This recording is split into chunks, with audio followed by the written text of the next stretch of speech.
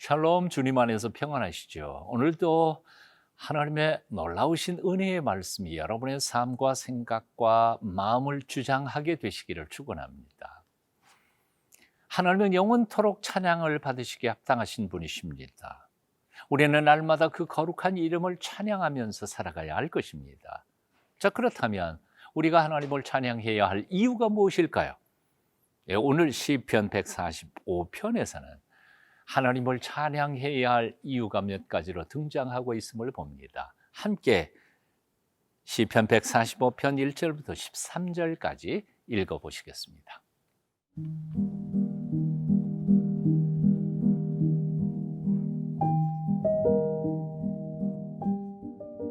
시편 145편 1절에서 13절 말씀입니다. 왕이신 나의 하나님이여, 내가 주를 높이고 영원히 주의 이름을 송축하리이다. 내가 날마다 주를 송축하며 영원히 주의 이름을 송축하리이다. 여호와는 위대하시니 크게 찬양할 것이라. 그의 위대하심을 측량하지 못하리로다. 대대로 주께서 행하시는 일을 크게 찬양하며 주의 능한 일을 선포하리로다. 주의 존귀하고 영광스러운 위엄과 주의 기이한 일들을 나는 작은 소리로 읊조리리이다. 사람들은 주의 두려운 일의 권능을 말할 것이요, 나도 주의 위대하심을 선포하리이다. 그들이 주의 크신 은혜를 기념하여 말하며 주의 의의를 노래하리이다. 여호와는 은혜로우시며 긍휼이 많으시며 노하기를 더디하시며 인자하심이 크시도다. 여호와께서는 모든 것을 선대하시며 그 지으신 모든 것에 긍휼을 베푸시는도다. 여호와여, 주께서 지으신 모든 것들이 주께 감사하며 주의 성도들이 주를 송축하리이다. 그들이 주의 나라의 영광을 말하며 주의 업적을 일러서 주의 업적과 주의 나라의 위엄 있는 영광을 인생들에게 알게 하리이다. 주의 나라는 영원한 나라이니 주의 통치는 대대에 이르리이다. 1절에서 3절까지 제가 읽습니다. 왕이신 나의 하나님이여, 내가 주를 높이고 영원히 주의 이름을 송축하리이다. 내가 날마다 주를 송축하며 영원히 주의 이름을 송축하리이다. 여호와는 위대하시니 크게 찬양할 것이라. 그의 위대하심을 측량하지 못하리로다. 아멘. 1절, 2절에서 다윗은 하나님을 송축하고 있습니다. 송축한다는 말을 두 번이나 반복해 가면서요, 그분 자신을 높이고 있습니다. 그분의 이름을 송축합니다. 그리고 날마다 영원토록 그분을 송축할 것이라고 결심합니다. 자, 그렇다면 다윗은 왜 하나님을 찬양하고 있을까요? 3절에 그 이유가 나옵니다. 여호와는 위대하시니라고 표현합니다. 예, 그렇습니다. 우리가 하나님을 찬양하는 첫 번째 이유는 하나님이 위대하신 분이시니까요.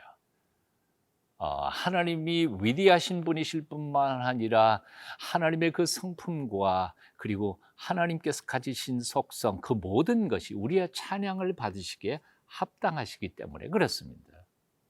자, 하나님이 어떤 점에서 위대하실까요? 우리가 조직신학에서도 공부를 하지만 시편이나 아니면 성경을 주의 깊게 읽어보면 하나님의 위대하심이 여러 가지로 설명되고 있습니다. 첫째, 하나님은 전지전능하시기 때문입니다.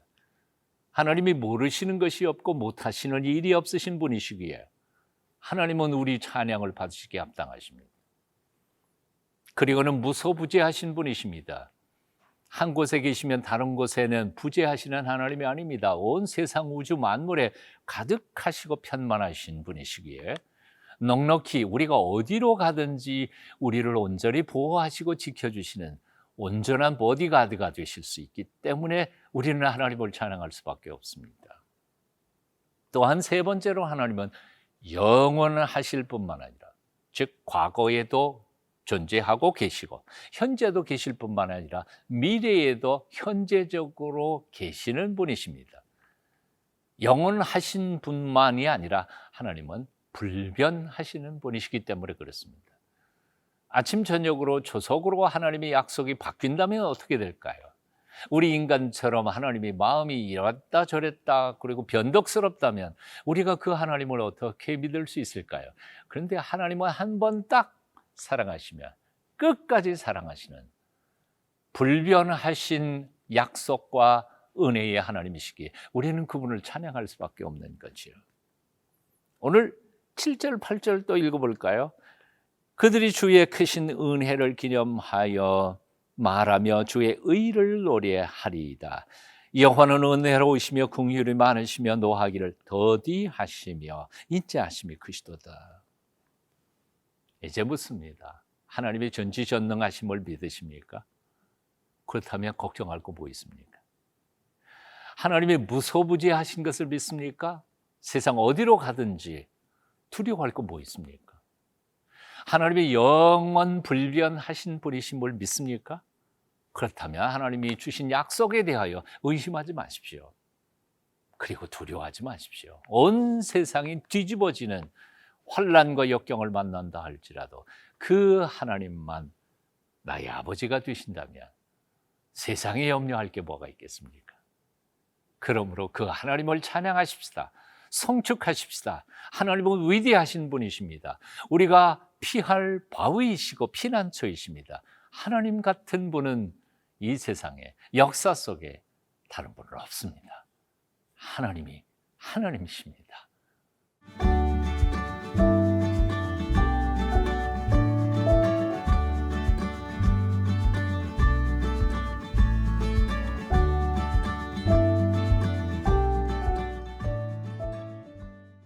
하나님께서 우리의 찬양을 받으시기에 합당하신 이유 첫 번째는 하나님 그분 자신에게 그분의 성품과 속성이 그러하다는 것이고, 두 번째 이유가 있습니다. 그것은 뭔고하니 그 하나님께서 가만히 놀고 계신 분이 아니라 역사 속에 위대한 일, 위대한 업적을 남기신 분이시고 지금도 그 위대한 일을 하고 계시기 때문에 그래서 우리는 하나님을 찬양할 수밖에 없다는 것이지요.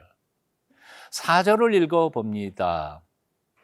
대대로 주께서 행하시는 일을 크게 찬양하며 주의 능한 일을 선포하리로다. 주께서 행하시는 일, 하나님께서 하신 사역이라는 거죠. 주의 능하신 일, 하나님께서 능력 있게 행하신 그 업적을 표현하는 거죠. 하나님은 당신 자신의 성품과 속성과 자질이 우리의 찬양을 받으시기에 합당하신 분이시지만 동시에 그분이 행하시는 모든 일들조차도 위대한 일이고 멋진 일이고 우리에게 유익한 일이고 역사 속에 인생들을 살리는 구원의 사역이기 때문에 하나님은 찬양을 받으시기에 합당하시다, 그 말입니다. 10절 여호와여 주께서 지으신 모든 것, 하나님의 창조의 역사가 또한 찬양을 받으신 것 아닙니까? 여호와여 주께서 지으신 모든 것들이 주께 감사하며 주의 성도들이 주를 송축하리이다. 하나님의 창조의 역사는 찬양을 받으시기에 합당하십니다. 또 11절 12절 말씀 읽어볼까요? 그들이 주의 나라의 영광을 말하며 주의 업적을 일러서 주의 업적과 주의 나라의 위엄 있는 영광을 인생들에게 알게 하리이다. 그랬습니다. 하나님은 이 아름다운 세상을 창조하셨습니다. 그리고 역사를 통하여 당신의 사랑하는 백성들, 인생들을 구원하시는 구원의 역사를 이루어가고 계십니다. 예, 주의 나라라는 말이 11절부터 13절까지 매 절마다 등장하고 있음을 봅니다. 주의 나라, 하나님께서 통치하시고 하나님께서 당신의 백성들을 위해서 마련해 놓으신 나라라는 것이죠. 그것도 찬양을 받으시기에 합당하시다는 겁니다. 네, 그렇습니다. 하나님은 어떤 분이십니까? 세상 만물을 아름답게 창조하시고 그 속에 당신의 형상대로 인생들을 지으셨을 뿐만 아니라 그들을 영원히 당신과 함께 살아가도록 하기 위하여 죄인임에도 불구하고 매 순간 배신하고 반역함에도 불구하고 그들을 다시 구원하여 당신의 나라로 이끌어 가시는 구원의 역사, 사역, 업적들이 찬양을 받으시기에 합당하시다는 것입니다. 자, 사랑하는 여러분, 요즘 무슨 일 하느라고 바쁘십니까? 무엇을 위해서 살아가십니까? 하나님의 위대하심을 묵상하십시오. 그리고 하나님의 그 영광스러운 이름을 찬송하십시오. 찬양하며 찬송하며 감사하면서 살아가는 삶 속에 하나님께서 하늘의 기쁨과 감사와 감격으로 채워주실 줄로 믿습니다. 찬양하는 삶에 기쁨이 있습니다. 행복이 있습니다. 오늘도 그렇게 기쁨과 감격이 넘치시는 행복한 인생을 살게 되시기를 축원합니다.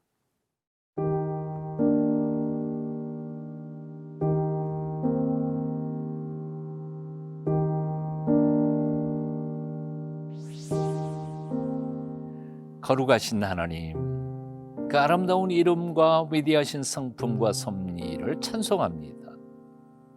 지난날 우리에게 보여주신 구원의 역사와 지금도 온 세상을 통치하시고 다스리시는 섭리를 찬양하며 앞으로도 우리에게 허락하실 은혜와 축복들을 인하여 찬송합니다. 우리로 영원 무궁토록 하나님을 찬송하는 하나님의 사람들이 되도록 우리를 도와주시옵소서. 예수님 이름으로 기도합니다. 아멘.